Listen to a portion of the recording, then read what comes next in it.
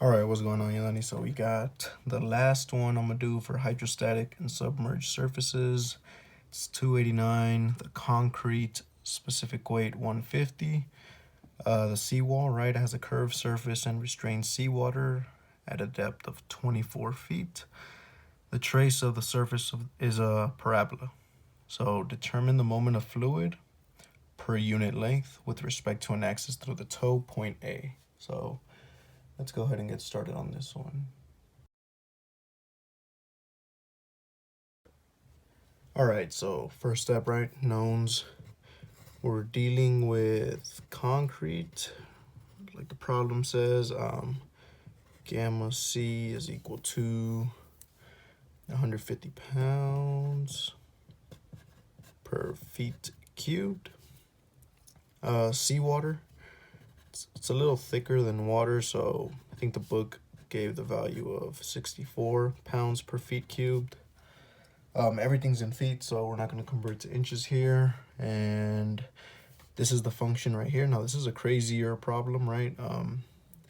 This might be an exam problem if he's rude, because this is a little crazy, but just study it, make sure you know it, you should be good.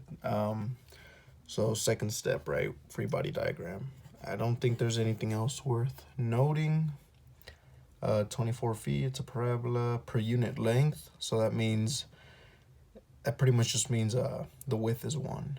Okay. Anytime it says per unit length, in this case, we don't know the width, how into the paper this dam, right? Or what is this curved surface, or how deep it's going. So just assume it's 1 feet. That's per unit length. So let's start a free body diagram. So we pretty much draw this. Let's go ahead and do that like this.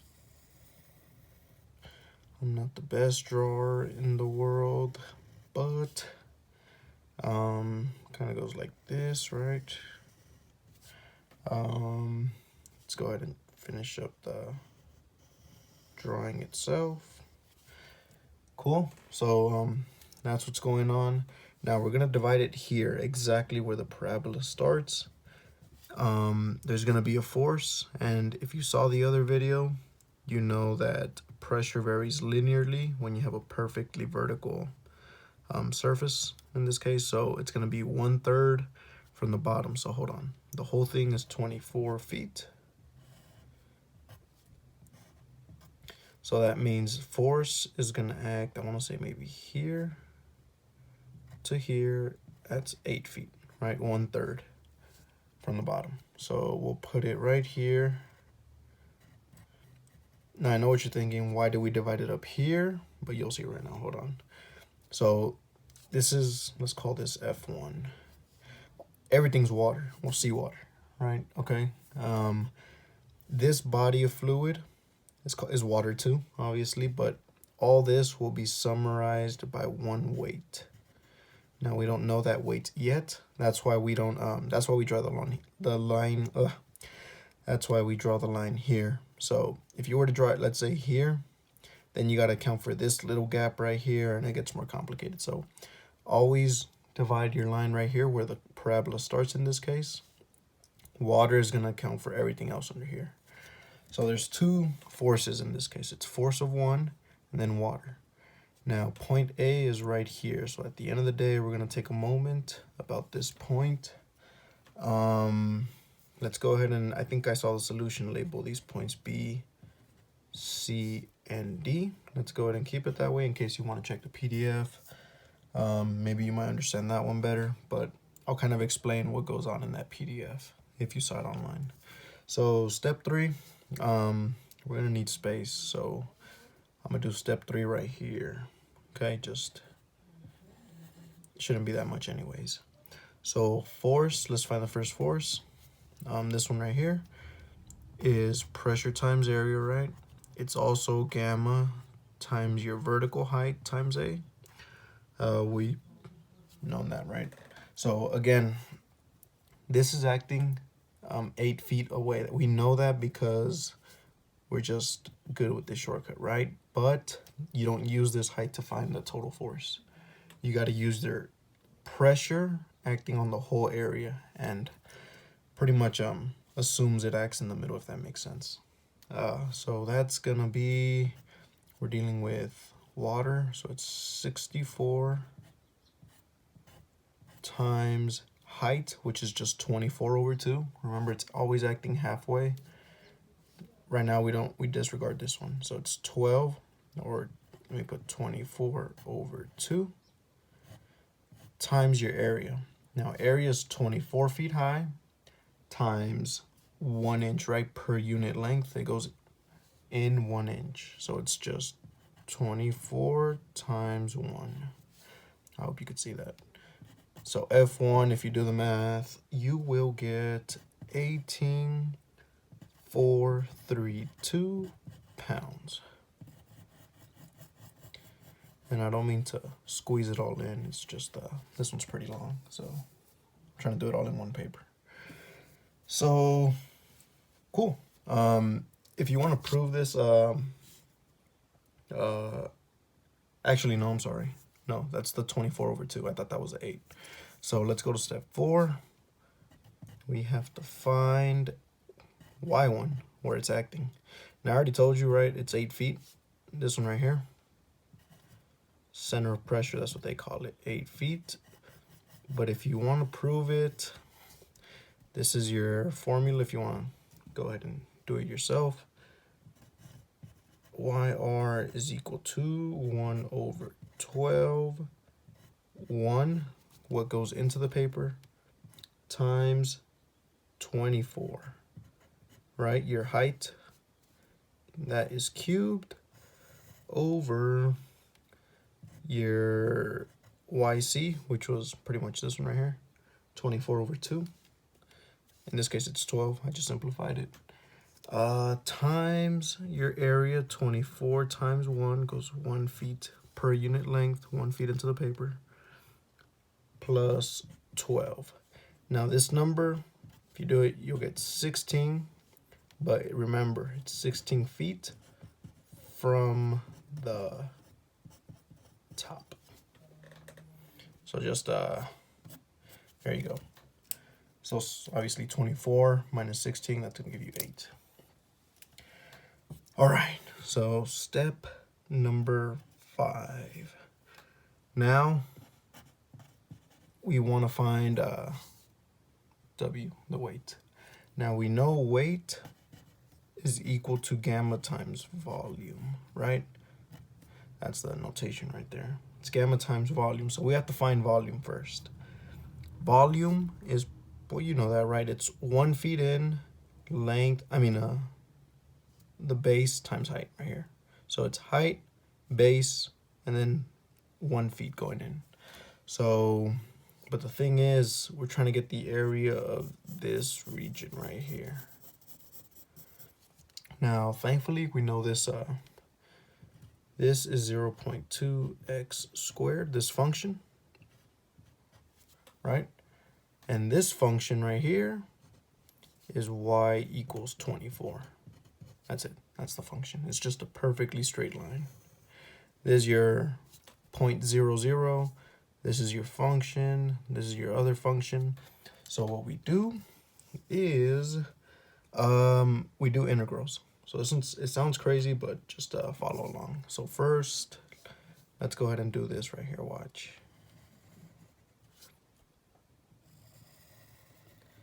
So I'm going to redraw the function. Let's go ahead and do it like that. I'm not sure if that's the exact case right there.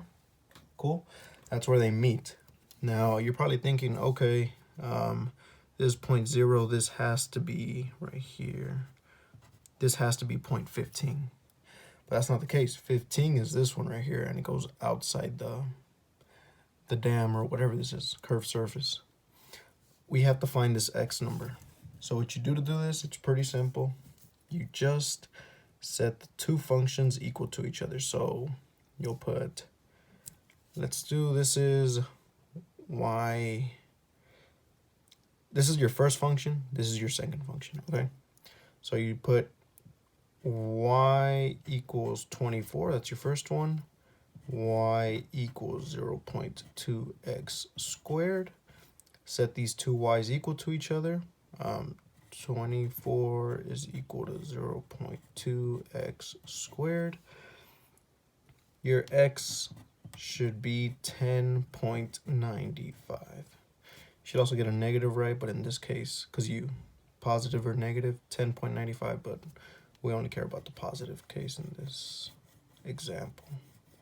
So that's your x, 10.95. That's where the two functions meet, up at this very point. So now that we got the x, this is y equals 24. This is y equals 0.2x squared. I'm not sure if you can read that, but so find the area now.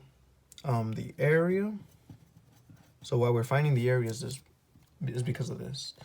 If you take the integral of 24, you know what integral is the area under the curve. So that's going to give you the whole perfect square, the whole area. But after that, we have to subtract the integral from 0.2x squared because that's going to give us this area. So if we take the whole area minus this area, let me do it again. If we take the whole area, the whole square, perfect square, and you subtract this portion right here, you're going to get with just this, which is what we want. So let's go ahead and do that. The area is from 0 to 10.95 of your first function, 24 dx, minus the integral of your second function. And that second function is 0.2x squared dx. You combine these two integrals, it's just 24 minus 0.2x squared dx. I just separated them so you could see what's going on. So if you do the integral, area is equal to 24x, right? That's the integral of just a integer from 0 to 10.95 minus 0.2x cubed over 3. Yes, sorry, it's been a while since I did this kind of math. I took calculus 1 in fall 2016, so damn, 5 years. All right, cool. So we got that. Plug in your x's, right? You should know how to do this. A would be equal to 24 times this. That is going to give you 262.8 minus 0, right? Now we're going to subtract minus and put parentheses because you could get mixed up. 87.53 if you plug that one in, minus 0. That's going to give you your area. Make sure you can see. Area will be 175.3 feet squared. Cool. So this area is, if you're looking at the paper, exactly the way we are. And it's just this right here. Now to get the volume, you just multiply by how much it goes into the paper. It says per unit length, so that means our volume is A times 1. V is equal to what? Same thing, right? 175.3 feet cubed. Again, I'll repeat it one more time in case you didn't get it. This is our area, what we're seeing, and then how much it goes into the paper. Now, we don't know how much it goes into the paper, but they told us it's per unit length. So just multiply this by 1 feet, and you get the volume.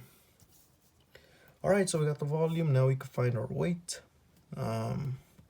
Weight is equal to, what is this? This would be water, right? Yeah, water. Cool. 64 times 175. There we go. So our weight is equal to 11,217 pounds. Cool. So we got the weight. Now we have to find out exactly where this weight is acting. So just as we did with F1, you find Y1. In this case, Y1 was pretty easy. It's just 8 feet from the bottom, 1/3, right? Now, W is a little crazier for these types of, when you have two functions. Now, in statics, you'll learn something called, what was it? The centroid location of area. Now, the centroid location of area will give you the area, pretty much what it's saying, right? The center of area of when you have two functions. So in this case, we have two functions, right? Y equals 24, y equals 0.2x2. And the formula is like this. X bar times area is equal to the integral from a to b. In this case, it's 0 to 10.95. And then it's x times f of x minus g of x. So your top function minus your bottom function. 24 minus 0.2x squared dx. Now, this is for finding the x centroid. If you want to find the y one, I think the formula changes a little bit. I think it's f of x squared. So 24 will get squared, and this will get squared right here. But we just care about the xy, because at the end of the day, this is going down, and we want the x distance from point A. Does that make sense? We don't care about the y center of area, or whatever you call it, right? We know area. We could solve this integral. We have the limits. We should be good. So let's go ahead and do this. X bar is equal to 1 over area from 0 to 10.95, right? And that is, just do the x, 24x minus 0.2x cubed dx. So that's what we got right now. Let's move it down here. X bar is equal to, I'll keep it 1 over a because a's 175. I don't feel like writing that. So we'll do the integral, verify these numbers, but it's 12x squared, right? X squared over 2, 24 divided by 2 is 12, minus 0.2x to the 4th over 4. And that goes from 0 to 10.95. Cool. So let's go here. X bar is equal to 1 over area. You will get 1439 minus 719. Do the subtraction here. Divide by 175.3. Your x bar will be 4.11 feet. Now this is from this point right here. So that means this right here is 4.11 feet. Let me do this. That's x bar. So whatever number you get right here is the distance from the very beginning to where you're, pretty much this is telling you. But, so I'll write this from left.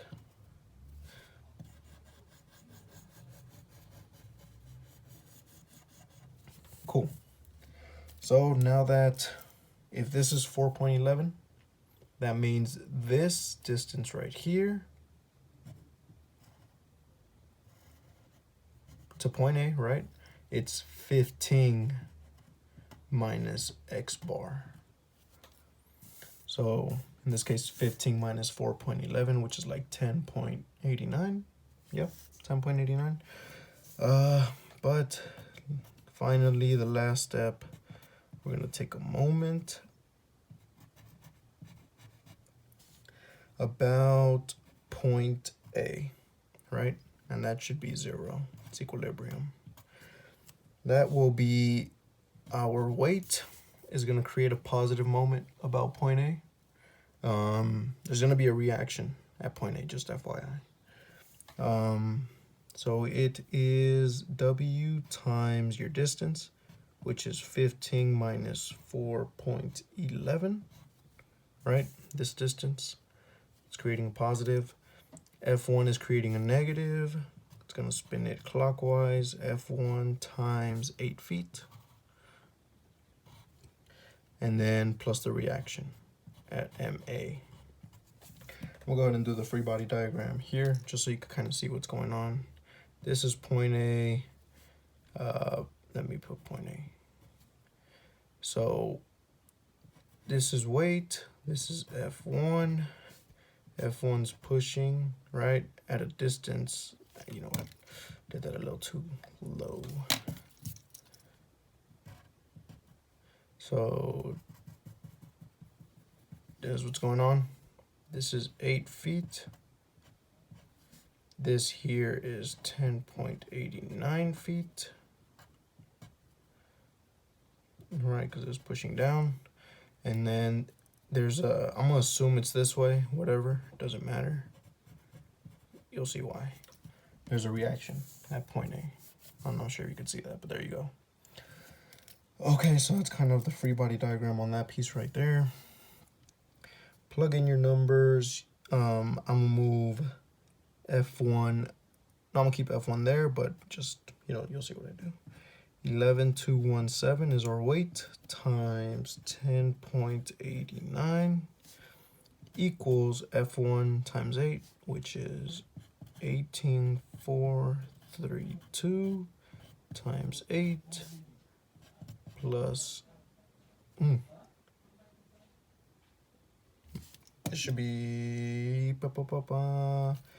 it doesn't matter, you'll see, plus MA. Okay, so do the math. You will get 122,153. That's this number equals 18,432. I actually know it. Hold on. This is, I forgot to do the calculation here. This is 147,456. Actually, you know what? Let me double check this sign again. So if it's, this is creating a positive, F1's doing a negative, MA we assumed it's positive. If we move weight over here, yeah, it's actually a negative. There's a negative. Got to keep it consistent. So minus MA. If you do that, MA, move MA this side, right? And then subtract this from here. MA will be 25,303. And that is positive. So like that. That's the answer. Now the answer is also correct. Let's say if you assumed it was going this way instead, right? You would have resulted with MA is equal to negative 25,303. But this sign would have changed and then your orientation would have changed, so you would have gotten that. Like what I'm trying to say with this is it doesn't matter what you assume. At the end of the day, this orientation should pretty much make sense, if that's what it means. Like, look, these two cancel out. So this is a negative going this way. That means it's a positive going this way. Make sure you see that, but that's just in case you get confused with your sign orientation during the exam, but you should be good. So that's the whole paper right there. This is a potential midterm problem. Like I said, it all depends on your professor. My professor was pretty easy, but he's not teaching there no more, so good luck.